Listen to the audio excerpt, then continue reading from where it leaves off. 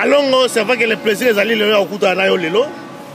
Ceux qui ont eu lelo, ils allaient beaucoup plus par rapport à la déclaration, il y a Serge Rouello. Serge Rouello, le combattant, Serge Rouello au Canada. Je pense que ma propos naïe, Oyo à lobby, ils allaient quand même interpeller les combattants et belé à la carte Belgique, surtout à la carte Belgique. Alors, on a évité sur l'interview à Serge Rouello. Oui, dans la qui est très bien. Ou alors, est-ce qu'on se sentirait interpellé par rapport à l'ango? Bien évidemment, on se sentir interpellé, on se sent aussi que Nazali, combattant, résistant, sincère, sage et honnête. Parce que mon inengezana, c'est vrai, babi soki lilala moko ya mabe et quand il place moko na malala ya malamu, lilala wane pola et polisa malala nyonso.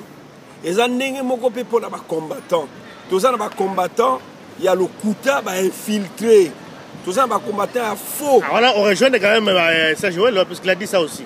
Non, ce qui a lobby, il faut se poser la question de savoir que na pesa kana émission na mona kala na dias Congo net ba ba libata ngo batalango na pesa ka profil il y a des combattants résistants sincères et honnêtes. On a un vrai combattant. Parce que les faux combattants, les vrais combattants, les faux combattants.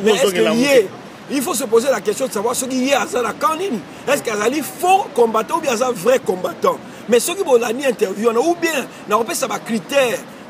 Ceux qui sont des vrais combattants. C'est ça le critère rapidement. Critère à niveau ces amis. Le critère à c'est que yo muto zali vrai combattant sincère. So ça na Kinshasa, soit bakobo mayo, le kola babomi Nkondo Alain Moloto parce qu'il va déranger, il va la vérité. Bakobo mayo le kola Armand Tungulu parce que pour osa menaçant pour le pouvoir. Soit bakokanga le kola bakangi Dio Mindongala et puis batomisusu o bakangi bango parce que bazali une menace pour le pouvoir en place. Parce que ceux qui sont combattants, ozo kene Kinshasa, ozo zonga, c'est que sont faux combattants. Mais les critères, tu n'as pas défini d'abord. On a l'un des critères. Oui. Les voyages répétés dans Kinshasa, ozo kene zonga, sans être inquiété. Parce que vous allez dans le drap du pouvoir. Alors, deuxième critère, le critère est ébélé de toutes les manières. Le critère, monsieur Ezali ébélé, Ezali que, un, biso un vrai combattant résistant, Tobengaka président Azakuna dirigé par défi, Tobengaka Hippolyte Kanambe et non Tobengaka Joseph Kabila. Ce qui moutou abengi Hippolyte Kanambe alias alias Joseph Kabila, on a un vrai combattant. Mais ça ne suffit pas parce que l'habit ne fait pas le moine, mais l'on reconnaît quand même le moine par son habillement, la déclaration. Et puis critère monsieur Zanini, la fréquentation, le contact ya moutou. On a se dire combattant. Et vrai combattant sincère, azarana moi quelque chose, na kati ya motema neneti moto moko boy, ozo pela, ozo c'est pas si pour la makambo mboka. Parmi les critères, on a quand même quelques critères. Est-ce que Serge Rouello se retrouver dans les critères ouana? Enfin, na rencontre na ba détail on a discuté. Na lobaki boy, pour te reconnaître un vrai combattant résistant, na lobaki que biso na CPCR, na Conseil patriotique des combattants résistants congolais de la diaspora à Belgique, tu vois que moto oyo ayebi kazali combattant résistant sage, honnête, sincère, akoki ata mokete kokende na dialogue intercongolais ou soit la concertation oyo ebengami na Hippolyte Kanambe alias Joseph Kabila. Pourquoi? Un, azali usurpateur, il y a pouvoir, il y a papa Etienne Tshisekedi. Deux, azali co-dirigé par défi. Trois, azali criminel, yé mutabomaka Armand Tungulu Moudianambo azali combattant na biso. Et que ma déclaration est dérangée le plus ces années que je pense que na bandeko Samson Chibai, même ndeko Aubin quiconque na uti osola bango siko bango pe ça la déclaration na bango na lingina lo babwe que bato nyonso bazali indigné na koloba que nani héros national Armand Tungulu Moudianam abane okende na ambassade ko sala na ambassade, c'est une façon de ne pas respecter mémoire na ye. Donc ceux qui montent à Zangi Makamakoloba à se taire, au contraire, au lieu qu'il y a à l'obaba ineptie sur héros national, on les a construit mémoire na ye. Que Koloba Kera Azaragi ko kele ambassade non, les a façon ya ko bebisa image ya héros national. Donc et le quoi est touché parce que nazalaki très impliqué dans le dossier à Armand Tungulu. Oui. Nazala déposé une requête. Ça l'ambassade par rapport à Serge Alobi. Mais oui, ça n'engage que lui. Et puis, Popo, on est allé, pour diffamatoire. Oui. On a vu bien côté.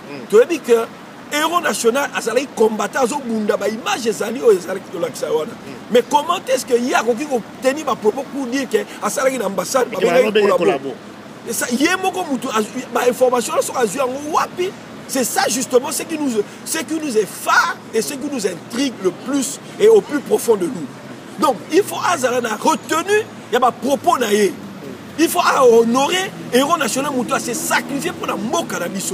Et puis dorénavant à cesser pour tanga comme il y a Armand Tungulu parce que Azak refléter l'aspiration Armand Tungulu a fait la pour la côté.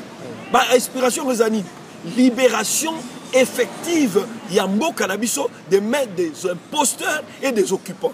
Comment expliquer tout ça? Il dernièrement intervenu dans Congo Miki. Tout le monde qui a normalement que Tozali s'inscrit en faux pour la concertation nationale. Pourquoi? Parce qu'on ne peut pas envisager que ça la concertation nationale. Na moto a bomi Armand Tungulu, moto a bomi Tchebeya, moto a fomenté massacre à Bundudia Congo et ndeko biso Alain Moloto parce que na mouvement na œuvre na Eden ensemble pour la délivrance de la nation Eden et puis nous avons quitté sa moto tozo ka ba interdit en haut c'est parce que ça dérange et c'est so ba bomi Alain Moloto c'est parce que il était dérangeant pour le pouvoir mais ce que Botake Kinshasa détenteur du pouvoir de l'heure. Cela veut dire en d'autres termes qu'il n'est pas inquiété. Alors, ce qui a inquiété, à titre personnel, dans la concertation, mais non, il n'est pas donc combattant. Mais quand il dit qu'il risque sa vie, dans le vrai sens du mot. Il risque sa vie, Abimagi na Katsaki na boîte pour Abimana Congo, dans un risqué. Il parle de combat intelligent également. C'est-à-dire que sur place, Kobunda sur place. Donc vous ne pensez pas que quelque part aussi, Azon même appelé comment la Congo, ça veut dire que le combat intelligent sur place. Professeur, beaucoup appelle ça cours à l'université à Kinshasa, comme on a Kisaka Kiangoy, appelle ça cours il y a OCJ, la faculté à droit. Alors un texte pris en dehors de son contexte est un prétexte. Oui. Il faut tout circonscrire, comment pourrais-je dire, circonstance ou événement. Toujours parler aujourd'hui, il ne faut pas faire du méli-mélo. Toujours parler toujours parler sur les concertations nationales. Tout ça, une déclaration le 2 août 2013, comme quoi Motomokote a reconnu la concertation nationale et personne ne peut engager les combattants résistants sincères. Faux combattants. Voilà. Donc, biso na diaspora Belgique, to tini mutumoko qui était à que surveiller vrai combattant, faux combattant. Non. Et puis tout ça, nous avons lancé un message et pas à Serge Ouello. Dorénavant, à se permettre de soutenir, attendre comme Armand Tungulu Moudianam. Parce qu'il y a un faux combattant, ça. Droit autant été parce qu'il y a un faux combattant. Mais c'est un vrai combattant qui est dans la concertation de l'unité. Tout le monde qui a bien que. Voilà. Un vrai combattant ne peut pas qu'aucune concertation est convoqué par un criminel. Ou Armand Tungulu, à la convoqué un usurpateur, un homme qui dirige par défi, un homme qui favorise l'occupation du pays, un président qui se permet à autoriser la négociation à Kampala alors que Ouganda, Rwanda va agresser ONU et ça la rapport à ONU. Voilà. Mais et puis aussi ces concertations nationales là, ils ont tiré source dans Wapi. Alors nous tout à l'heure concertation nationale va tous les sanayo awa. N'a quand même un peu par rapport à Marambo le bien combattant vrai na faux parce que je crois que là aussi quelque part là quand on embrouille un peu bateau. Parfois on n'arrive même plus à comprendre qui est vrai, qui est faux. Serge Ouello a parlé également d'avoir infiltré. Je pour le bien awa. Infiltré bazali be na kati ya combat oyo. Là également dit que bamususu bazali ba combattant oyo effectivement bazali koloba quand dès que yo posa koloba awa mais bazoka mbongo na ambassade finalement bino attaque ba combattant. Mais tozo yeba susute nana za infiltré est-ce que bino na kati ya combat boyebité. Écoutez, je veux dire ceci. Oui. Tozo pressa na pesi ba critère de manière objective. On parlait sur ba critère. De manière objective. Quand vous parlez que il y a des infiltrés dans la kati ya combat. Mais bino la carte à mouvement la bino vous arrivez à détecter bah infiltré qui sont de les Mais infiltrer. est-ce que c'est quelqu'un d'autre qui va nous apprendre à détecter infiltrer? C'est bien Boyebi. Puisque Biso to Vandiawa. Boyebi bango. Mais tout celui qui est infiltré, Biso tozo identifié, on peut tozo cibler bango. Bah ciblé donc Boyebi bango. On peut exemple pas le lieu, on attend comme on a bango, mais toyebi bango. Et puis tozo y bango ming na ba agissement na bango na ba comportement na bango. Toquer la concertation. C'est vrai que sur le combattant, on aura quand même l'occasion aussi de débattre peut-être dans le plateau Nabiso avec les autres combattants. Concertation. C'est vrai que au lobby Serge Joël sera accueilli à aller mandater dans le combattant, soit accueilli à titre personnel, c'est-à-dire que diaspora a mandaté. Mais c'est vrai que tant que on a dit peu d'informations, tout le monde également qu'il y a aussi d'autres compatriotes. On va aussi dans la diaspora. On peut aller en mouvement là bango et également on peut aller dans la concertation. Mais si on a le langage là-bas, apparemment on ne parle pas nécessairement des combattants parce que diaspora est aussi pluriel, ils sont combattants. Donc, ceux qui sont dans l'Andio, il y a une concertation là, la diaspora ou alors je comprends un peu, non, on comprend ne péter. Par exemple, il y a une diaspora, on va représenter diaspora. Aussi, on a droit de représenter diaspora, même si on va combattre. Voilà, je vais être très très clair. Oui. La ligne motonio sonenge Boket du premier, font la matoi. Et ça, ça doit être dû, et ça doit être dit une fois pour toutes. Oui. Que Bato Oyo, Baza na diaspora, Bazo Ningaba qui est représenté. Baza sur place là. Bazo Lukanya en place là. On parle de 6 sièges pour la diaspora. Parce que ça la ventrocratie. Di Boumuna Bango, Toba Lukaba poste. Tolokola Serge Joël qui est candidat gouverneur à Kendekuna à titre personnel et individuel. À Kendekuna na combo à diaspora, à Kendekuna na combo à combattant. Et puis en plus de cela, je vais marquer comment pourrais-je dire, na marqué différence qui existait entre diaspora et combattant. Biso tout aux abattoirs diaspora, congolais à diaspora. Moto vivre à l'étranger, Aza, moto à diaspora, congolais à diaspora. Mais seulement, bazo bangi sa pouvoir, bazo défier pouvoir na poto, ezali diaspora nyosote, ezali bato va se lever, na patriotisme, bazo ko agir sous forme ya ba combattant. C'est cette catégorie de gens là au pouvoir, ils ont besoin d'un dialogue ou concertation nationale. Ce n'est pas la diaspora comme ça, vaguement, Moutazo de Galabalabala. Moi, je pense qu'aujourd'hui, ce qui est la pression et Salami Nalibanda, ils allaient combattants et assimilés, Moutouba Sali Yango. Mais ils allaient diaspora congolaise, Mouté Sali Yango. Donc, ceux qui Moutafani Nandako, Azako Kaka passe pour le Congo, Azo Bundate. Mais seulement, je vais aussi dire une chose. Quand il y a combat et combattant, nous avons plusieurs formes de combat. Tout ça, le combat spirituel.